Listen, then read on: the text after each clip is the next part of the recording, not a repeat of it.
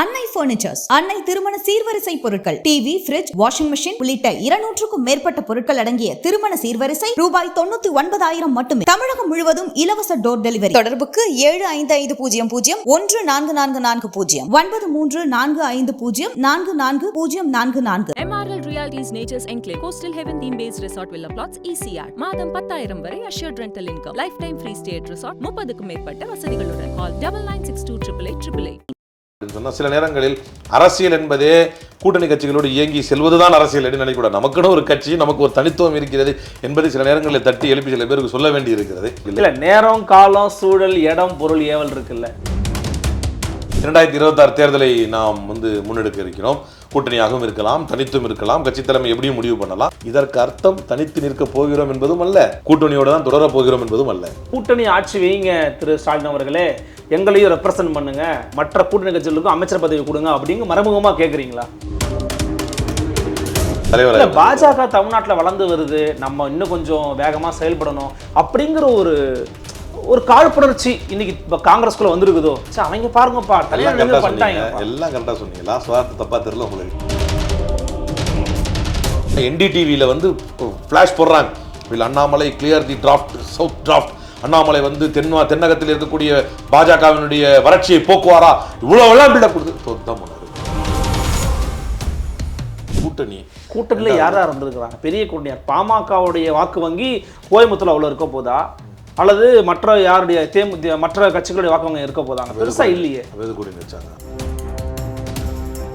இது பாராளுமன்ற தேர்தல் என்பதால் மக்கள் தேசிய கட்சிக்கு ஒரு முக்கியத்துவம் கொடுப்பாங்க. அதில் நீ சக்குன்னு வண்டியில் ஏறிக்கிட்டு இது எனக்காக தான் கிடச்சி விட்டீங்கன்னா, இதற்கு முன்னால் இதை விட நிறைய பர்சன்டேஜ் வாங்கியிருக்குது பிஜேபி கூட்டணி மூலமாகவே. அப்போ இது எப்படி நீங்கள் எழுச்சியாக பார்ப்பீங்க?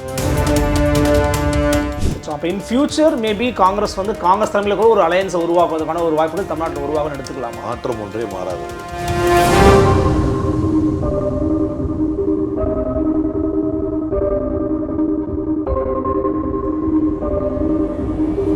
நிம்மதி property management. Contact 7667008999. Fourth estate Tamil நேயர்களுக்கு அருள்மொழிவர்மனின் அன்பார்ந்த வணக்கங்கள். இன்று நமது பெரிதும் பெருதுகள் நிகழ்ச்சியில் இணைந்திருக்கிறார் காங்கிரஸ் கட்சியிலிருந்து மரியாதைக்குரிய வழக்கறிஞர் திரு அலீம் அல் புகாரி அவர்கள். வணக்கம். வணக்கம். எப்படி இருக்கீங்க? சிறப்பாக. சமீபத்தில் உங்களுடைய கட்சியில் நீங்கள் பார்த்துருப்பீங்க, இன்றைக்கே நடந்திருக்குது, மாநில பொதுக்குழு நடைபெற்றிருக்கிறது. முக்கியமான முன்னாள் தலைவர்கள், இன்னாள் தலைவர்கள் அப்படின்னு எல்லாருமே கலந்துருக்கிறாங்க. மாநில தலைவர் பேசும்போது நாம் என்னைக்கு தான் சார்பு இல்லாமல் நிற்கிறது, நாம் எப்படி சுயத்தன்மையோடு இயங்குவது, அதற்கு நீங்கள் தான் பதில் சொன்ன தொண்டர்களே. நம்ம தோழமைனா உண்மையான தோழமையோடு இருந்திருக்கிறோம், உண்மையான ஒரு நண்பர்களாக இருந்திருக்கிறோம் அப்படின்னு சொல்லி பேசுகிறார்.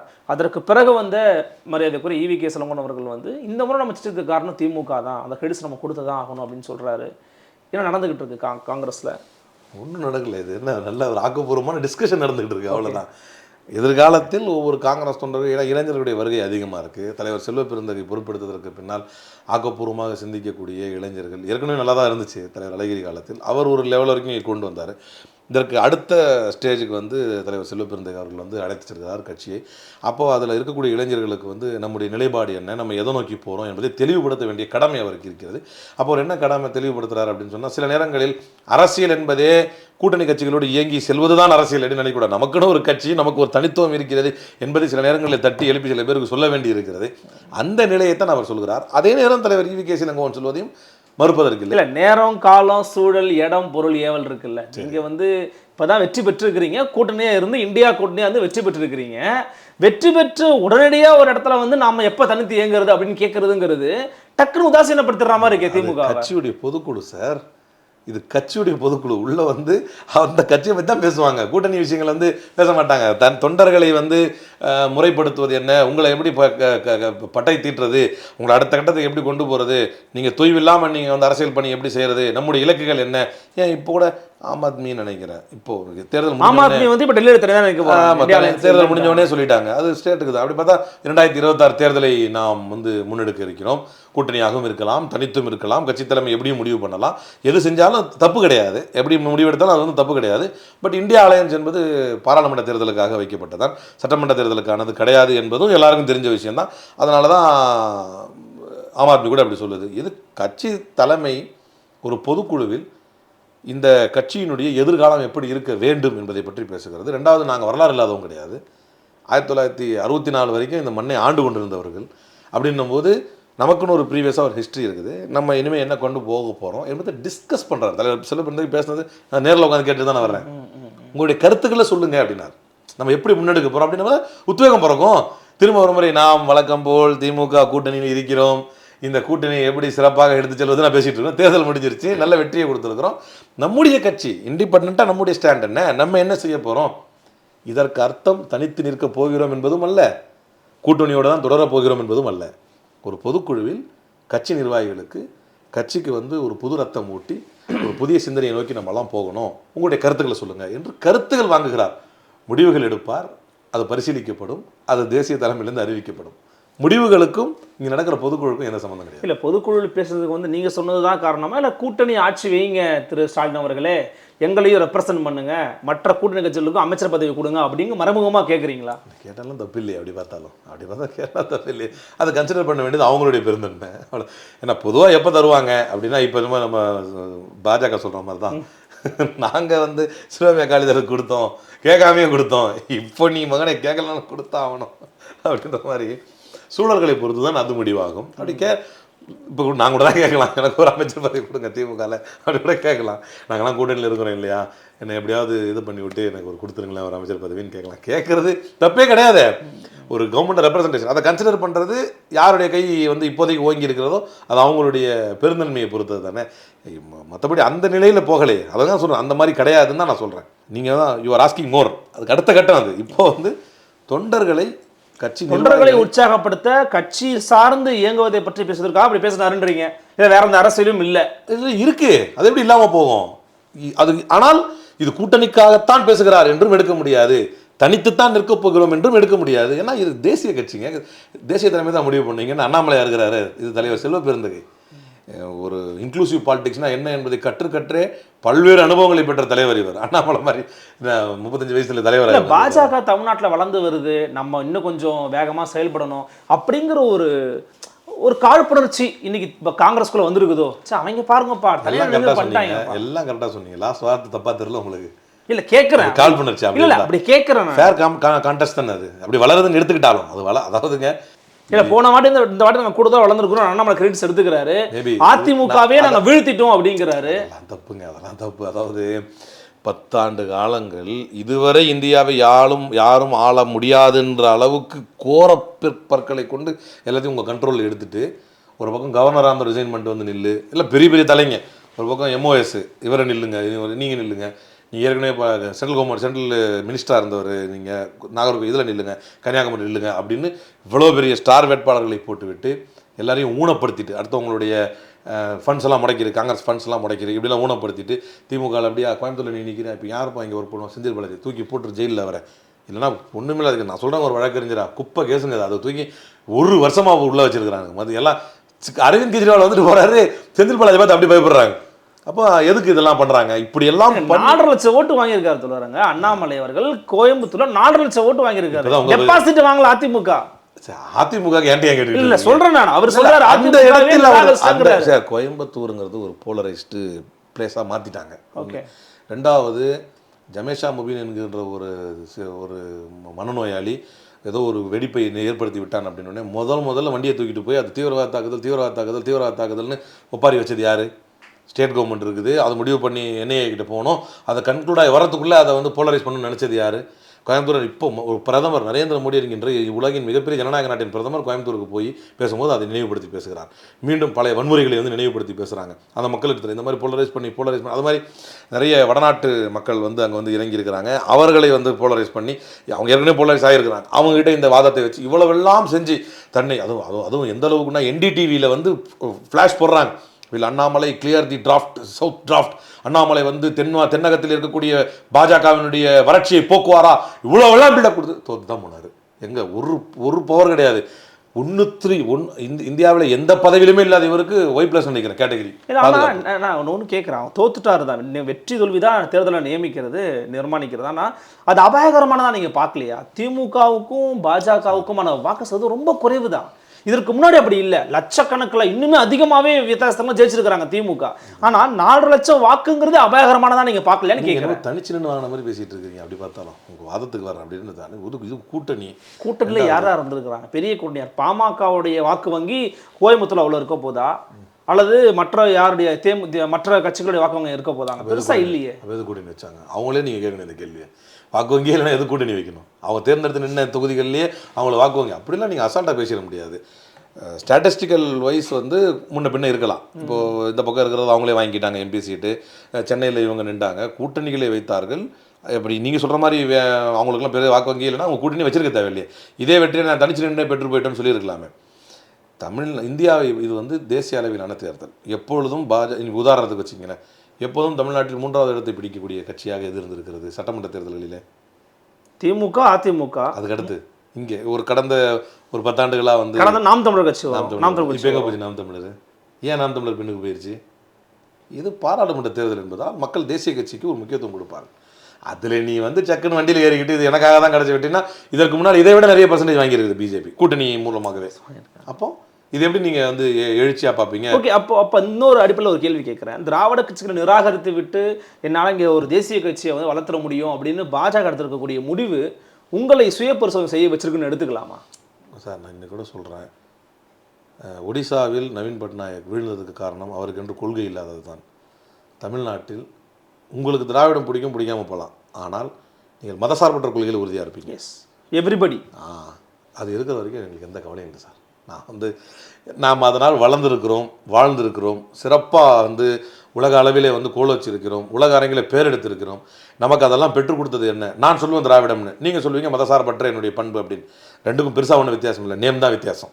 அப்போது இது இருக்கும் வரை அண்ணாமலையோ மாமாமலையோ மச்சாமலையோ எந்த மலையோ வந்துட்டு போட்டோம், கொள்கை ரீதியாக எங்களை என்றைக்கு நீங்கள் அடிக்கிறீங்களோ, யாராவது ஒருத்தர் வந்து இந்துத்துவா தான் பெஸ்ட்டுன்னு என்றைக்கு சொல்லிக்க ஆரம்பிக்கிறானோ அன்றைக்கி நான் அந்த ஆபத்தை உணர்வேன். அது வரைக்கும் ஒடிசாலே அந்த அவருக்கு இல்லாமல் போனது. அதே நேரம் இவங்களுடைய கொள்கை அங்கே பலிக்கலை. இவங்க பண்ணது வேற. தமிழ்நாட்டுக்காரவங்கள ஆளலாமா அதுவா இதுவா ஆன்டி இன்கம்பன்சி இவ்வளோ 4-5 வருஷமாக தொடர்ந்து இருந்துட்டார். அதனால் வந்து அது இயற்கையாக இருக்கும். அதை என்கேஷ் பண்ணுற அளவுக்கான சக்தி அங்கே உள்ள ஒரு மாநில கட்சிக்கும் இல்லை, காங்கிரஸுக்கும் அங்கே ஒரு சூழல் இல்லாமல் போனதுனால அதை அவங்க ஈஸியாக பண்ணிட்டாங்க. ஆந்திராவில் ஏற்கனவே பெரிய அளவில் வந்து அனுதாபாலை வந்து அவருக்கு வந்துருச்சு, ஒரு அரெஸ்ட் பண்ணி உள்ளே போட்டாங்க. அவரோட கூட்டணி இருந்ததுனால அவர் எப்படி ப்ரெஸ் பண்ணி அந்த 8 சீட்டு 7 சீட்டு வாங்கினாங்கன்னு எல்லாருக்குமே தெரியும். அவர் ரொம்ப ஹியூமிலேட் பண்ணி இப்போ ஜெயிஸ்டார் தூக்கி நிற்கிறாரு. அப்போ அவர் வந்து எந்த நிலைமையில் வருவாருன்னு தெரியாது. அதனால் பிஜேபி கூட்டணியில் இருந்துக்கலாம் அப்படின்னு அவர் வந்து விட்டு கொடுத்தாரு அந்த சீட்டை. இன்றைக்கி அந்த சீட்டை வாங்கிட்டு காலர் தூக்கிறாங்க. நான் என்றைக்கு பயப்படுவேன் என்றால், குஜராத்தை போலவோ யூபிஐ போலவோ என் மக்கள், என் சமூகம் போலரைஸ் செய்யப்பட்டால், இவர்களுக்கு மத்தியிலே இந்த மதவாத விஷயம் ஒர்க் அவுட் ஆகுது.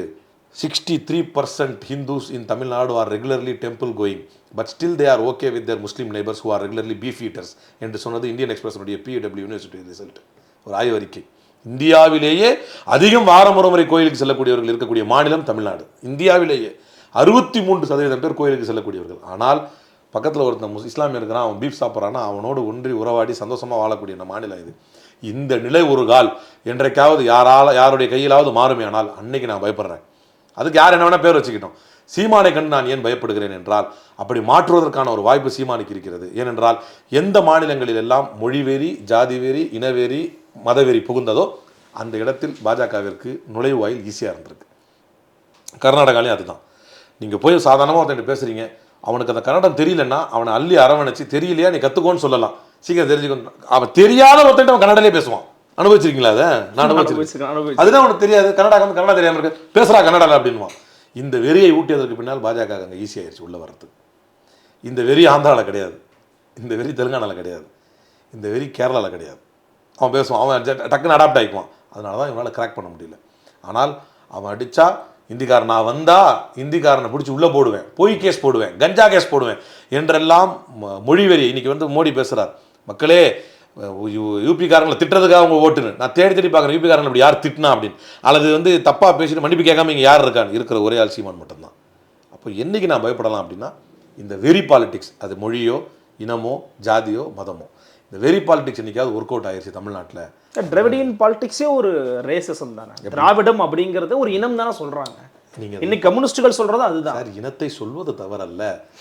என் இனத்துக்கு எதிரானவனை நான் அடிக்கலாம், அதில் தவறல்ல.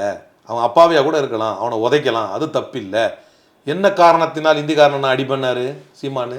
நான் அதைத்தான் தப்புங்கிறேன். நான் வந்து கிறிஸ்தவன் வச்சுக்கோங்க, நான் வந்து இஸ்லாமியன்னு வச்சுக்கோங்க, நான் உதவி செய்கிறதுக்கு இப்போ நம்ம கம்யூனிட்டியில் யாராவது கஷ்டப்படுறவங்களா இருக்காங்களா பாரு கொடுன்னு சொன்னால் என்ன ரேசிசம்னு சொல்லுவீங்களா? அது தப்பு இல்லை. இல்ல நிச்சயமா வந்து கண்டிக்க, அதாவது அடிக்கணும்னு நினைக்கிறது தப்புதான். Identity is something different from racism. அது பெரிய வித்தியாசம் இருக்கு. நான் சொல்றது இது ஐடென்டிட்டி. எனக்குன்னு ஒரு ஐடென்டிட்டி இருக்கு, உங்களுக்கு ஒரு ஐடென்டிட்டி இருக்கு. அது ஐடென்டிட்டியாக போகணும். இந்தியாவுடைய அழகு என்ன? ஆளுக்கு ஒரு ஐடென்டிட்டி இருக்கும், ஒருங்கிணைஞ்சு இருப்பாங்க. இந்த ஐடென்டிட்டி இருக்குது, நீ அங்கே வராத, அந்த மராத்தால தான் போர்டு இருக்கணும், இல்லைன்னா அடிச்சு உடைப்போம். நீ இங்கேருந்து எக்ஸாம் எழுத பீகார்லேருந்து ஏன் மகாராஷ்டிராவுக்கு வர்ற ஆரம்பித்தான். பிஜேபி உள்ள வந்துட்டான் ஈஸியாக. அங்கே வந்து சிவசேனா வந்து என்னைக்கு ஆட்சி செய்ய முடிஞ்சிச்சு, பால் தாக்கரேவோட சிவசேனாவால் முடிஞ்சிச்சோ அன்னைக்கு பாஜகவுடைய கேட் ரொம்ப ஈஸியாச்சு. இங்கே என்னைக்கு கனடான்ற வெறியை இவங்களால பண்ண முடிஞ்சோ அன்னைக்கு பாஜகவுக்கு வந்து ஈஸியாச்சு. இனம், ஜாதி, மொழி, மதம், இந்த நான்கில் எதை எடுத்து நீங்கள் வெறியை ஊட்டினாலும் அந்த இடத்துல பிஜேபி உள்ள வருது. அதனால்தான் இப்போதும் சொல்கிறேன், பாஜகவுடைய பி டீம் சீமான்னு எல்லாரும் சொல்கிறாங்கல்ல, விளக்கம் இதுதான். அதுக்கு இதனால்தான் பயப்படுகிறோம். இந்த வெறி வேணாம், வேற எந்த மாற்று அரசியல் நீங்கள் கொண்டு உங்களை அங்கீகரிப்போம். இந்த வெறியை நீங்கள் கொண்டு வந்து கொடுத்தீங்கன்னா இது மாற்று அரசியலாக இருக்காது, பிஜேபிக்கான மாற்றாக இருக்கும் என்பதனால் இது என்னைக்கு ஒர்க் அவுட் ஆகுதோ அன்னைக்கு பயப்படுறேன். அப்போ சீமான் வளர்றாரா அப்படின்னு ஒரு கொஸ்டின் நீங்கள் கேட்கலாம். நான் அதையும் சேர்த்தே சொல்கிறேன். இன்னும் இவருடைய ஓட் பர்சன்டேஜ் கூட்டுறதுக்கு இன்னும் ஒரு 5 தேர்தல் வரும். அப்போ அண்ணனுக்கு வயசு 75 தாண்டி இருக்கும். இது வந்து ஒரு தேர்தல் அரசியலில் ஏற்புடையதல்ல. உங்களுடைய கொள்கை மக்கள் ஏற்றுக்கிட்டாங்க அப்படின்னா டிராஸ்டிக்காக மாறும். படார்னு திடீர்னு ஒரு பெரிய அக்செப்டன்ஸ் இருக்கும். அந்த பெரிய இந்த பர்சன்டேஜ் ரைஸ்ங்கிறது இட்ஸ் நாட் அது பொலிட்டிக்கலாக ஏற்றுக்கொள்ளலாம். ஆமாம், நீங்கள் ஃபேமஸாக இருக்கீங்கன்னு அர்த்தம். உங்கள் தொடர்ந்து நீங்கள் தேர்தலில் நிற்கிறதுனால கண்டினியூஸாக நிற்கிறாரு, யார் சீமான் தெரியுமே, அவர் நிற்பார், எல்லா தேர்தலும் நிற்பார், அவருக்கு ஒரு ஓட்டை போடு அப்படின்னு.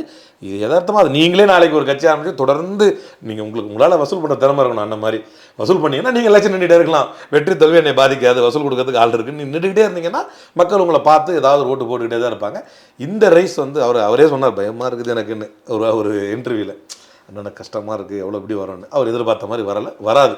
இந்த 2%, 3% உயர்வு என்பது அவர் ஒரு லெவலுக்கு வரும்போது அவரால் இயங்க முடியாத அளவுக்கு ஒரு சூழ்நிலை வந்துடும். அப்புறம் 2வது 3வது யாருன்னு பார்ப்பாங்க, அதை சரியாக கொண்டு போக முடியாத மாதிரி தான் போயிடும். மக்கள் அதை அங்கீகரித்தாங்கன்னு சொன்னால் திடீர்னு ஒரு அக்செப்டன்ஸ், டிராஸ்டிக் சேஞ்ச் வரும், பெரிய அக்செப்டன்ஸ் இருக்கும். அது வந்து மக்கள் அந்த மாதிரி ஏற்றுக்கலை. இந்த மண் ஏற்றுக்காது. ஏன்னா இது வெறிக்கு அப்பாற்பட்ட. அப்போ இன் ஃபியூச்சர் மேபி காங்கிரஸ் தலைமையில் கூட ஒரு அலையன்ஸை உருவாக்குவதற்கான ஒரு வாய்ப்புகள் தமிழ்நாட்டில் உருவாகும்னு எடுத்துக்கலாமா? மாற்றம் ஒன்றே மாறாதது. நன்மையான விஷயம் அதான் இருந்தால் யார் தலைமையில் அமைஞ்சா என்ன? காங்கிரஸ் தலைமையிலே கூட்டணி அமைந்து அதில் திமுகவும் இருக்கலாமே, மீண்டும் திமுக தலைமையிலே கூட காங்கிரஸ் இருக்கலாமே, அதில் எந்த இதுவும் இல்லை. அரசியல் சூழலை பொறுத்தது இன்றைக்கும் திமுக தலைமையை தமிழ்நாட்டில் ஏற்றுக்கொண்டோம் என்பதற்காக நாங்கள் சளைத்தவர்கள் ஒன்றும் அல்லவே. இந்த மண்ணுக்கு சுதந்திரத்தை பெற்றுக் கொடுத்தவர்கள். அரசியல் சூழல் இன்றைக்கு திமுக தலையில் தான் இந்த கூட்டணி அமைய வேண்டும் என்றால் அதை ஏற்கிறோம். என்ன அரசியல் சூழல்? இதை ஒத்துக்கலைன்னா இப்போ பிஜேபிக்கு உள்ள இடம் கொடுத்த மாதிரி ஆகிடும். இங்கே நம்ம அடிச்சுக்கிட்டோம்னா சிக்கல் வரும், யார் பெரியவன் ஏற்க முடியாது. அப்படிங்கிற மாதிரி ஒவ்வொரு காலகட்டத்தில் அரசியல் சூழல் தான் அதை முடிவு செய்யும். ஆனால் நாங்கள் எங்கள் தலைவர் செல்லப்பிறந்தகையுடைய பேச்சில் உறுதியாக இருக்கிறோம். நமக்கென்ற ஒரு அடையாளம் உண்டு, நமக்கென்ற ஒரு தனித்துவம் உண்டு. அந்த தனித்துவத்தை என்னென்னு பார்த்து வரக்கூடிய வருங்கால அரசியல் பயணங்களில் நீங்கள் அதை நோக்கி பயணிங்கள், கட்சியை தூக்கி நிறுத்துங்கள், கட்சிக்கான ஒரு அங்கீகாரத்தை பெற்றுக் கொடுங்கள் என்று கேட்கிறார். அதை ஏற்று நடப்பதில் நாங்கள் உறுதியாக இருக்கிறோம். நிச்சயமாக பல விதங்களுக்கு ரொம்ப வெளிப்படை நிதானமாக ஆழமாக பதில் கொடுத்தீங்க. மிக்க நன்றி. நன்றிகளை சந்திக்கலாம். நன்றி, வணக்கம்.